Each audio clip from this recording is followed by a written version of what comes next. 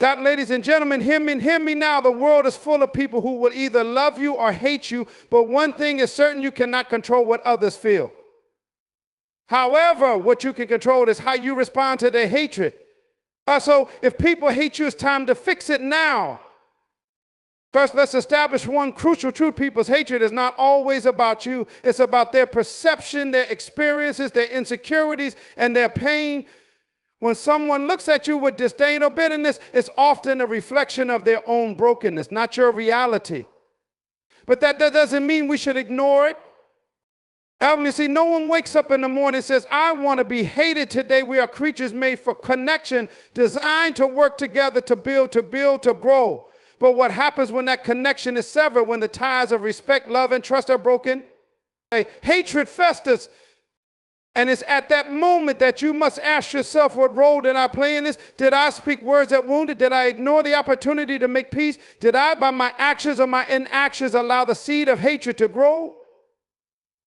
If you are serious about being the best version of yourself, you must take responsibility for the relationships in your life. This is not about seeking perfection. It's about seeking reconciliation. If people hate you, look inside and ask, what can I do to fix this? Fixing this starts with understanding that hatred in any form is a reflection of brokenness. And the only way to heal it is through humility, understanding, and open communication. You must approach the situation not with pride, but with grace. Don't just react, respond. And when you respond, do so with the intention to heal and restore. Your approach will determine the outcome. If you meet hate with more hate, what have you gained? Now, I know that not every relationship can be repaired. Some people will hold on to their hatred, and no matter how hard you try, you may never change their heart. But that doesn't mean you should stop trying to heal. And even if the other person doesn't receive your effort, the one thing you must do is clear your own heart. Forgiveness is not for them, it's for you. Release the burden of anger, resentment, and bitterness from your soul. It's when you forgive, you free yourself.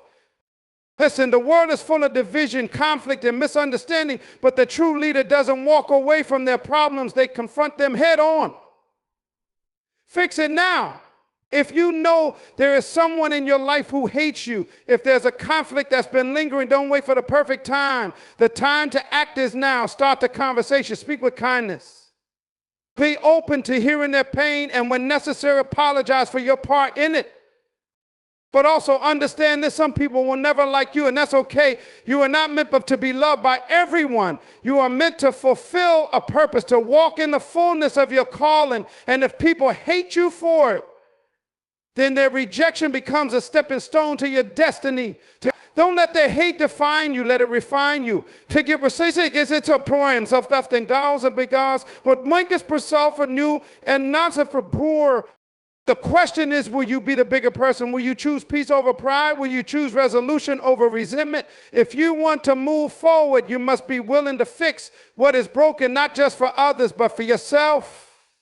Because in the end, your ability to restore, to love, to forgive, it will shape your legacy. When we encounter hatred from others, it is easy to believe that it is a direct reflection of who we are, what we have done.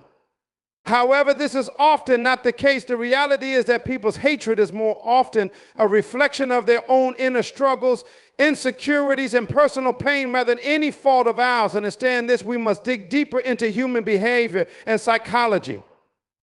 At the core, hatred is an intense emotion that usually comes from feelings of hurt, fear, or a deep-seated wound. That's when someone expresses hatred towards you. It is not necessarily because of something you've specifically done to them in that moment, but rather because of unresolved emotions or experiences from their own past. People do not always express their hurt in healthy ways, and often hatred becomes a defense mechanism, a way to project their inner turmoil onto others. Imagine a person who has been betrayed in the past. That individual may have developed a heightened sense of suspicion and mistrust toward others.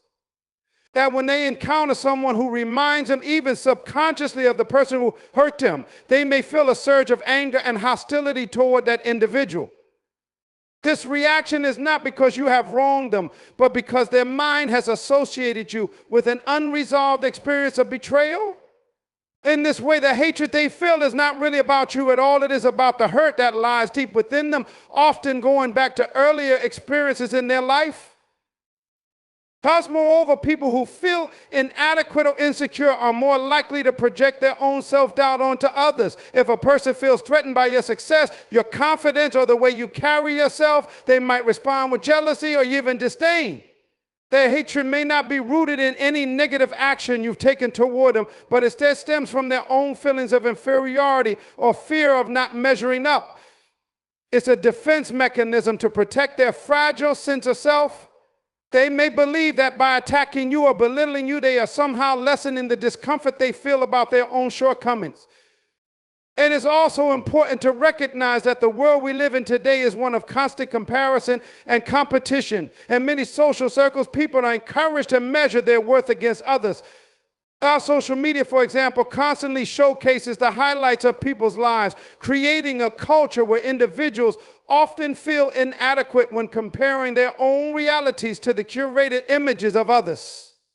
In such a society, people who are already struggling with feelings of not being enough may be more prone to hate those who appear to have achieved what they desire, whether it's success, beauty, wealth, or happiness. This hatred often comes from a place of jealousy or envy, emotions that are deeply rooted in insecurity. Another contributing factor to why people may hate you, especially if they don't know you personally, is the projection of their own biases or preconceived notions. If someone has been taught to dislike or distrust certain types of people, whether because of race, gender, background, or ideology, they may approach you with hostility, not because of who you are as a person, but because of what they have been conditioned to believe. In this case, the hatred is not really a judgment of you, but a result of their deeply ingrained prejudices. They may not see you as an individual intellectual at all, but rather as a representative of something they have been taught to fear or hate. That we must also understand that hatred can arise from a place of fear. People are often afraid of what they do not understand, and when faced with something unfamiliar, whether it's a new idea, a different culture, or an unfamiliar personality, then they may respond with hostility. This fear of the unknown can manifest as hatred as the person feels threatened by what they do not comprehend. Again, this has very little to do with you personally and everything to do with their own limitations in understanding and accepting diversity. Furthermore, the experience of rejection can also breed hatred. When a person feels rejected or unimportant, they may become bitter and resentful. They may direct this resentment toward others who seem to have what they do not, whether that's love, attention, success, or happiness. The resentment is often a defense mechanism to protect themselves from feeling worthless or invisible. In these situations, the hatred is not really about you, but about deep feelings of abandonment or neglect. It's crucial to remember that hatred is a destructive emotion, and while it may be directed toward you, it is often more harmful to the person harboring it than it is to you. Hatred eats away at a person's peace of mind, drains their energy, and clouds their judgment. Those who harbor hatred often find themselves trapped in a cycle of negativity where their entire worldview becomes colored by their anger and resentment. It is not easy to live a fulfilling and productive life while consumed by such emotions. That when we understand that hatred is often a reflection of the other person's pain, we're able to approach the situation with empathy. Rather than defensiveness, it becomes easier to recognize that the anger is not truly about us, it is about the internal struggles and emotional wounds. God, we can choose to not take their hatred personally, and instead we can respond with compassion, seeking to understand the root of their feelings rather than retaliating with more anger. In fact, once we realize that people's hatred is more about their own pain than it is about us, we become empowered to respond in ways that break the cycle of negativity. And instead of escalating the situation or allowing their hatred to influence our own behavior, we can choose to take a step back, seek understanding, and extend grace. This not only helps to diffuse the situation, but also helps us maintain our inner peace and emotional well-being. If we are to grow as individuals, we must learn to look beyond the surface of others' hatred and recognize the deeper issues at play. It requires self-awareness and emotional intelligence to recognize that when someone expresses hatred toward us, it is often a reflection of their own unresolved emotions. But that by understanding this, we free ourselves from taking their negativity personally and empower ourselves to respond with understanding, compassion, and grace. Ultimately, hatred is a choice, and it is an emotion that belongs to the person who feels it. It is not something that we should internalize or take responsibility for. Instead, we must focus on healing ourselves and fostering an environment of love, understanding, respect. When we recognize that hatred is a reflection of another's pain, we can move through life with greater empathy, seeking to bring peace and reconciliation where there is conflict.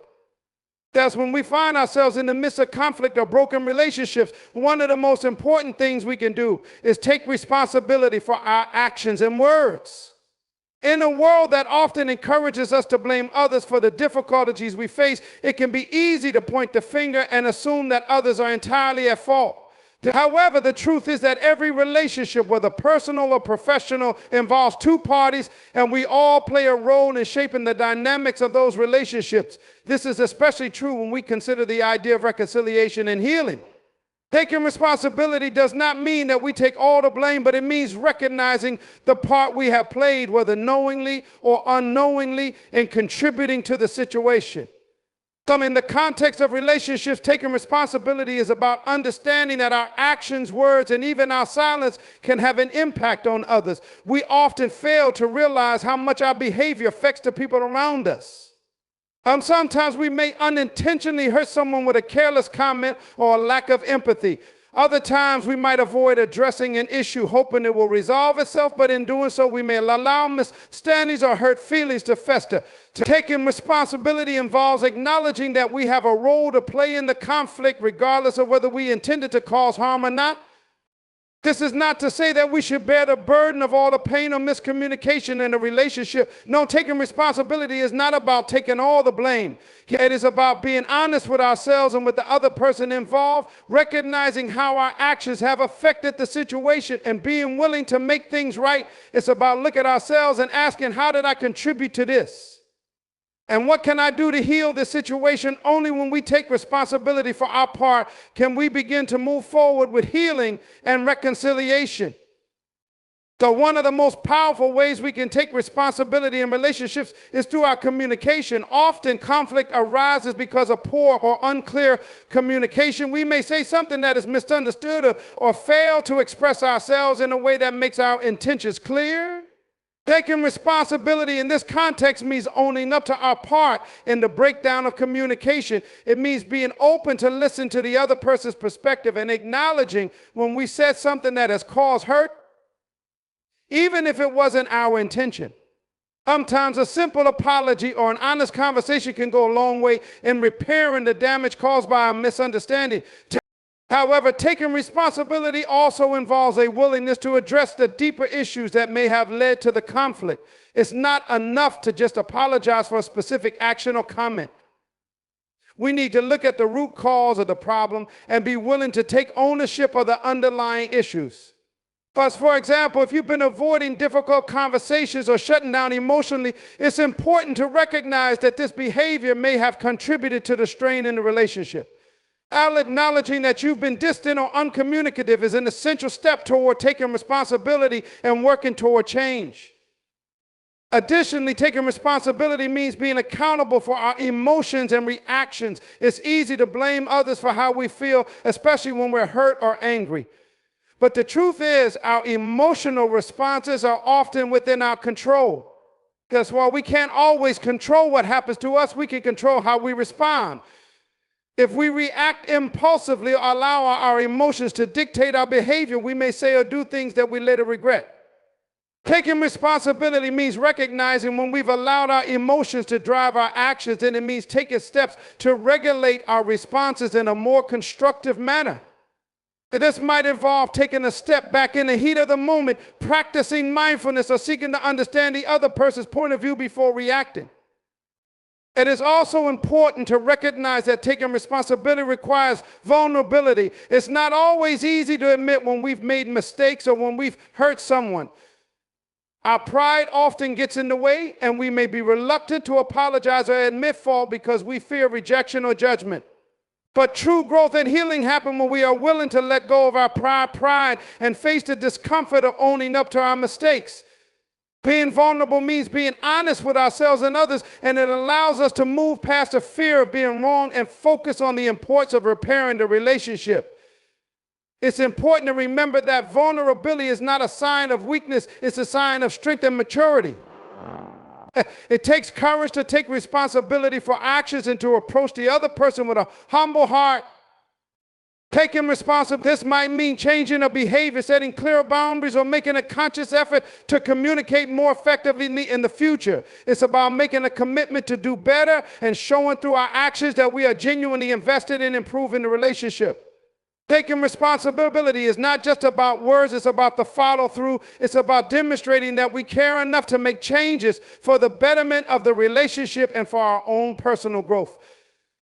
It's also essential to remember that taking responsibility is not the same as accepting blame for everything that goes wrong.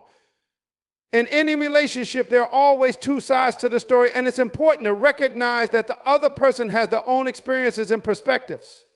Taking responsibility means owning your part, but it also means being open to hearing the other person's point of view without becoming defensive. It's important to remember that taking responsibility is not about self-blame or guilt. It's about growth and improvement.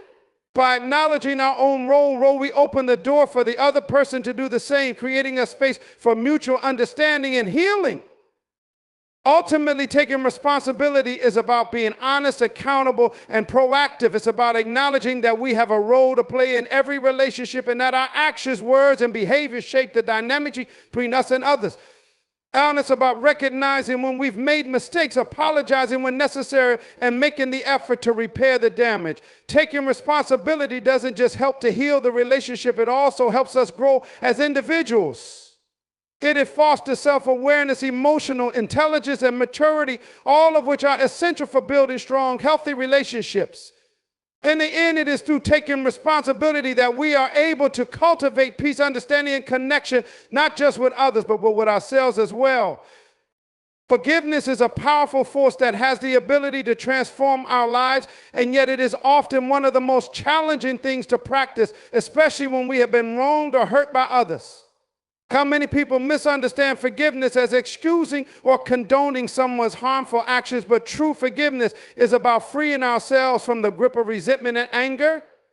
It is an internal process that begins with understanding that holding on to past hurts only serves to weigh us down emotionally, mentally, and even physically. When we forgive, we are not doing it for the other person, we are doing it for ourselves.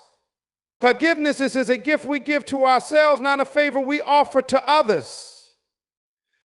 That's one of the key aspects of forgiveness, is recognizing that it is not about forgetting the hurt or pretending that it didn't happen. It is not about erasing the pain or the injustice we may have experienced. Yes, rather, forgiveness is about choosing to release the negative emotions that have been tied to the event or person. It's about making a conscious decision to let go of the anger, bitterness, and resentment that can otherwise consume us and keep us trapped in a cycle of negativity. Past holding on to these emotions only continues to cause pain and suffering, preventing us from fully moving forward in our lives. In many cases, the person who has wronged us may never apologize, and they may not even be aware of the pain they have caused. This is why forgiveness is such an important practice for our own healing. It allows us to take back our power. When we refuse to forgive, we allow the person to continue to have control over our emotions and our peace of mind. We remain stuck in a state of anger and hurt, and this can prevent us from achieving emotional and mental freedom. Forgiveness is the key to releasing that hold and enables us to take back control of our own lives, regardless of what the other person may have done. Forgiveness also requires a deep sense of self-compassion. Often we are much harder on ourselves than we are on others, especially when we feel that we have been wrong. We might blame ourselves for allowing to hurt us, or we might hold on to guilt for not responding differently. But in truth, we cannot change the past. We can't undo the things that have happened, no matter how much we wish we could. What we can do, however, is choose how we respond moving forward. Forgiving ourselves is often just as important as forgiving others. Hence, we must let go of any self-blame or guilt that we are carrying, recognizing that we did the best we could with the information and resources we had at the time. That's one of the most challenging aspects of forgiveness, is the idea that by forgiving someone, we may be condoning or accepting their harmful behavior. This fear often prevents people from even considering forgiveness, as they believe that to forgive someone means they are letting them off the hook or excusing their actions. However, forgiveness does not mean that we accept or approve of what's done to us. Forgiveness is not about saying that the other person was right or justified in their actions. It is about acknowledging the pain that was caused and choosing to use the negative emotions tied to that event. It is an act of emotional liberation, not a validation of wrongdoing. It is also important to note that forgiveness is not a one-time event. It is often a process that unfolds over time, especially when the hurt we have experienced is deep or ongoing. In these cases, it may be necessary to forgive not just once, but repeatedly as new layers of pain or anger surface. This doesn't mean that we haven't truly forgiven. It simply means that healing is a journey. Each time we forgive, we are allowing ourselves to release the grip that the past has on us, and with each step, we move closer to emotional freedom.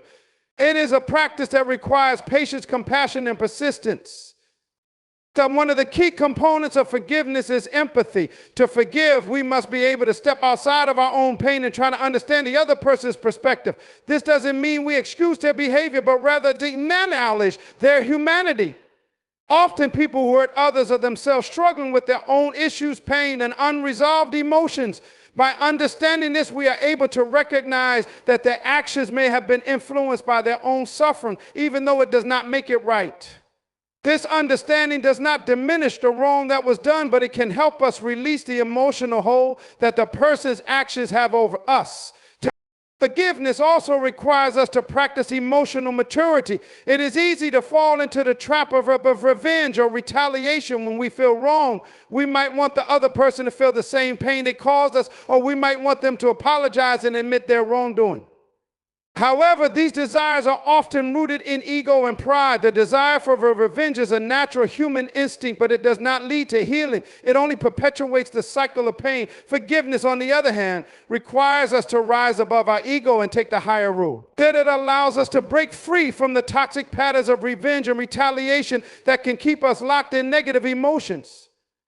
That's one of the most profound aspects of forgiveness is its ability to bring peace. When we hold on to grudges and resentments, we allow the past to have power over our present and future.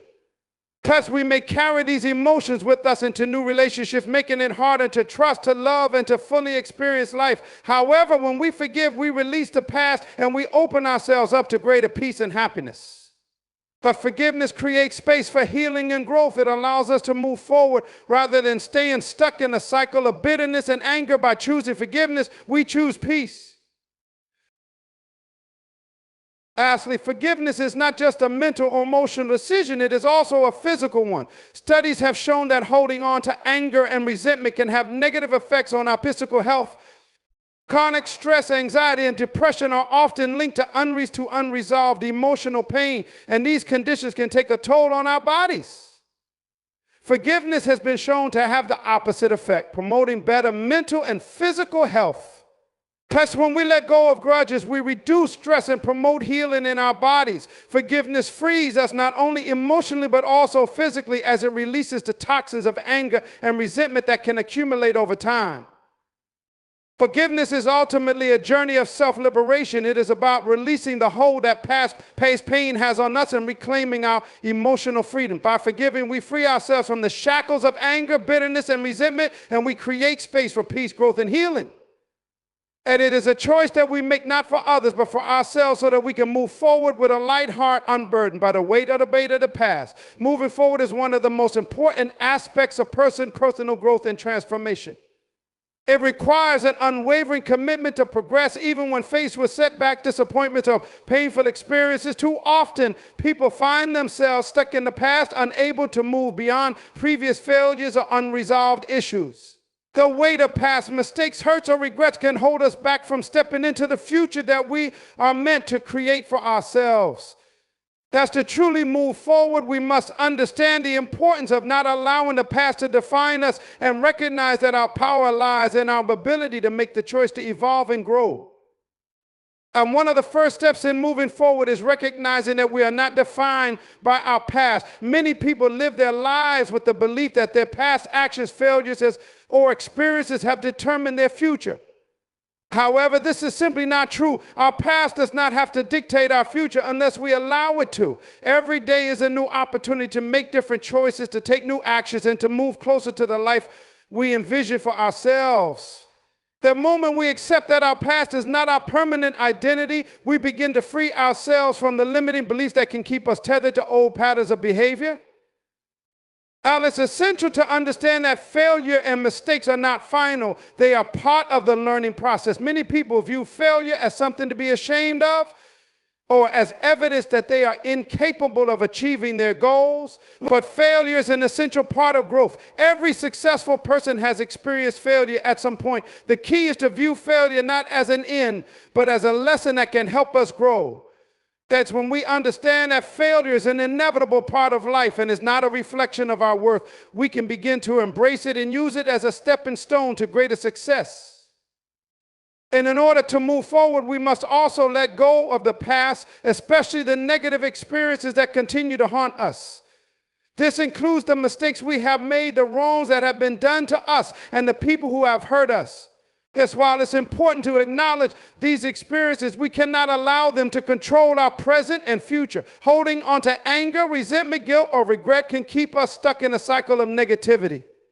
The act of letting go does not mean that we forget or excuse what happened, but rather that we free ourselves from carrying the emotional burden of those experiences. When we choose to release the past, we create space for new opportunities, new experiences, and new relationships.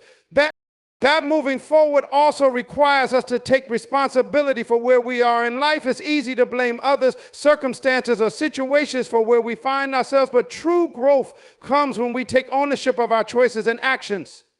Our decisions shape our lives, and we must acknowledge that we have the power to change the direction we're heading in. This is not to say that we should ignore the challenges or obstacles we face, but rather that we must recognize that we have the ability to change our perspective, to take action and shift the course of our lives.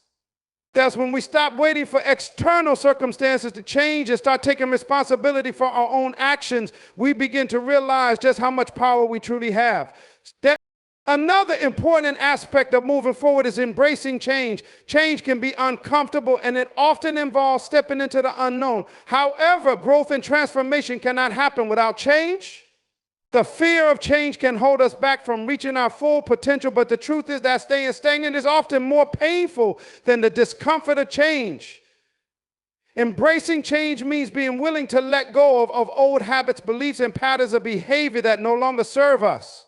It means being open to new ideas, new experiences, and new opportunities. Change is the catalyst for growth, and we embrace it. We position ourselves to reach new heights. That moving forward also requires a mindset shift. It's about changing the way we think about ourselves and our circumstances. Often we get stuck in negative thought patterns that reinforce feelings of inadequacy, self-doubt, or hopelessness. Those thoughts can keep us from taking the necessary steps to improve our lives. However, when we begin to change our mindset and adopt a more positive, solution-oriented perspective, we open ourselves up to new possibilities. It's a positive mindset. It's not about ignoring the challenges we face, but rather about focusing on the potential for growth, improvement, and opportunity in every situation.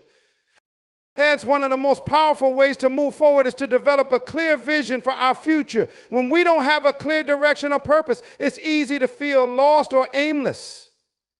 However, when we take the time to define what we truly want in life, we can begin to make intentional choices that align with our goals and values. A clear vision helps us stay focused and motivated even in the face of adversity. It provides us with a sense of purpose and direction that drives us forward. This vision serves as a guidepost, reminding us of where we want to go and why we are moving in that direction.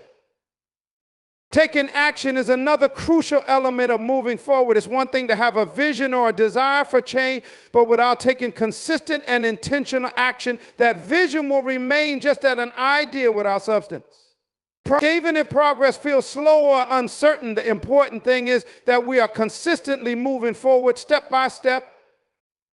As we move forward in life, it's also essential to surround ourselves with the right people. Our environment plays a significant role in our ability to grow and achieve our goals. When we are surrounded by supportive, encouraging people who believe in us and our potential, we are more likely to take risks, face challenges, and keep moving forward? Conversely, when we surround ourselves with negative influences or people who undermine our efforts, it becomes much harder to make progress. The people we spend time with should lift us up, inspire us, and challenge us to become better versions of ourselves. This is why it's important to be mindful of the relationships we invest in, as they can either propel us forward or hold us back. The process of moving forward is not always easy, and it often involves overcoming fear, uncertainty, and doubt. However, the rewards of progress far outweigh the discomfort of change. Thus, when we choose to move forward, we open ourselves to new opportunities, new experiences, and a life filled with growth and transformation. The key is to keep going, even when the path seems unclear or difficult. Every step we take toward the future is a step toward becoming the person we are meant to be. The journey of moving forward may be challenging at times, but it is always worth it. The power to change, grow, and evolve is within each of us, and it begins the moment we make the decision to move forward, no matter what. Understanding and managing your emotions is one of the most critical aspects of personal growth, self-awareness, and success. The ability to control your emotional responses can determine the quality of your life, the strength of your relationships, and your overall mental well-being. How many people allow their emotions to control them, reacting impulsively to situations and circumstances without taking the time to assess or regulate their feelings? However, true emotional mastery comes when we learn to acknowledge, understand, and direct our emotions in a way that aligns with our values and goals. Emotions are natural human experiences, and they serve as important signals that inform us about our inner world. They alert us to what we care about, what we value, and what is happening within us. Emotions can be a source of wisdom when we choose to listen to them and examine the underlying causes. However, when emotions are left unchecked, they can lead to poor decision-making, conflict, and stress. The key is not to suppress emotions, but to cultivate emotional intelligence and awareness of an ability to manage one's emotions in a healthy and constructive way. That's one of the first steps in emotional management, is learning to recognize and label your emotions. Often people are unaware of what they are truly feeling, or they mislabel their emotions in ways that prevent them from addressing the root causes. As for example, someone might feel frustrated or angry, but label it as sadness or disappointment. This mislabeling can lead to confusion and an inability to address the real issue at hand. By becoming more attuned to our emotions and taking the time to identify them accurately, we can begin to understand the deeper motivations and triggers behind our feelings. Emotional self-awareness is the foundation upon which emotional control is built.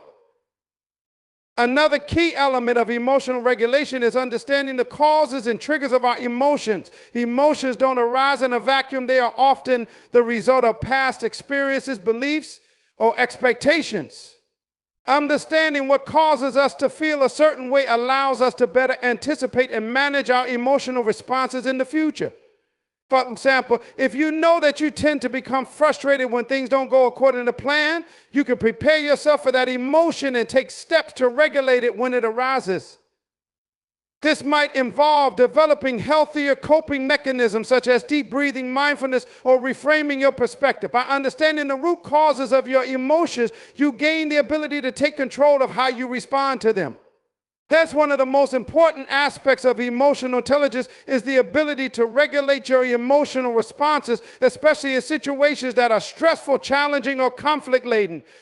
It's easy to let emotions take over when we feel threatened, frustrated, or overwhelmed, but responding impulsively to emotion often leads to regrettable actions and outcomes. Emotional regulation involves pausing before reacting and taking the time to reflect on the best course of action.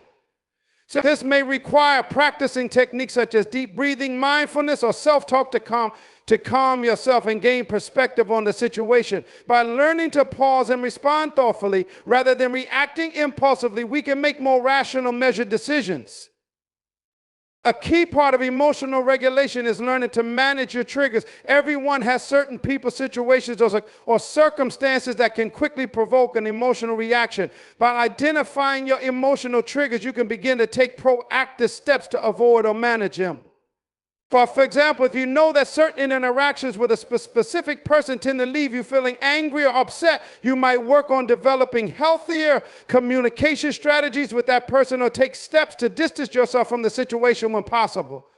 Alternatively, you might choose to reframe the situation in a way that reduces the emotional impact it has on you. By being proactive about managing your triggers, you can minimize the frequency and intensity of emotional outbursts. Another important component of emotional management is learning to respond to emotions in a way that is aligned with your values and goals. Emotions are powerful forces that can motivate us to take action, but they can also lead us to act impulsively on ways that do not serve our long-term interests. For instance, when we feel anger, we might be tempted to lash out or seek revenge, but this response often leads to negative consequences. And instead, we can choose to channel that anger into constructive action, whether that's addressing the situation calmly, seeking a solution, or simply walking away to cool down. And when we are mindful of our values and long-term goals, we can respond to emotions in a way that aligns with our highest intentions rather than being driven by momentary impulses.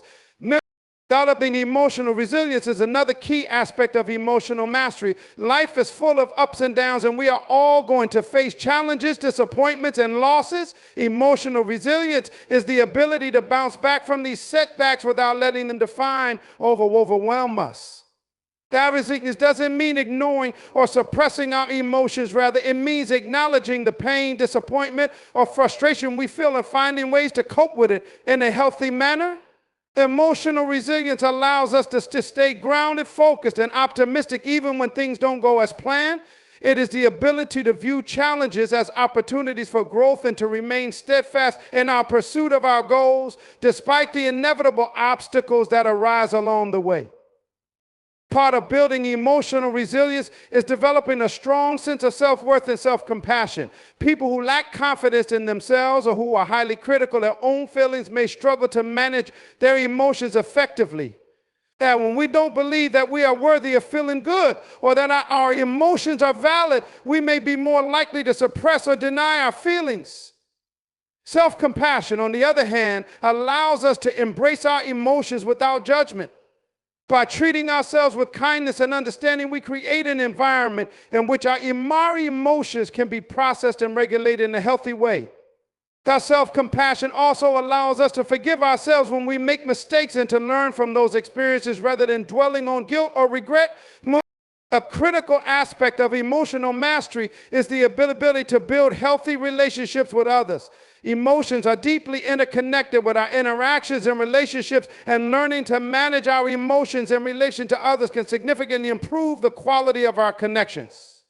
Effective communication is key here. Being able to express our emotions clearly, listen to others, and understand their perspective can prevent misunderstandings and conflict. By practicing empathy and compassion, we can navigate emotional challenges in relationships more effectively. Emotional intelligence in relationships helps us build trust, resolve conflicts constructively, and create deeper, more meaningful connections with those around us. That learning to manage your emotions also involves letting go of negative patterns such as excessive worrying or rumination. It is easy to become consumed by negative thoughts, which can fuel negative emotions like anxiety, frustration, or sadness. However, excessive worrying or rumination can lead to emotional paralysis, preventing us from taking positive action or moving forward. Developing mindfulness and present moment awareness can help us break the cycle of negative thinking and refocus on the here and now. Techniques such as meditation, deep breathing, or journaling can help us process our emotions in a constructive way rather than allowing them to spiral out of control. Ultimately, emotional mastery is not about eliminating all negative emotions or experiences. It's about learning to respond to our emotions in a way that empowers us and leads us to a greater personal growth. It's about creating a mindset that allows us to understand our emotions, regulate them effectively, and align our responses with our highest values and goals. God, when we take control of our emotions, we unlock the ability to live more intentionally, to form deeper relationships, and to achieve the success and fulfillment we desire. Mastering our emotions is not a one-time achievement, but a lifelong practice that enhances every aspect of our lives.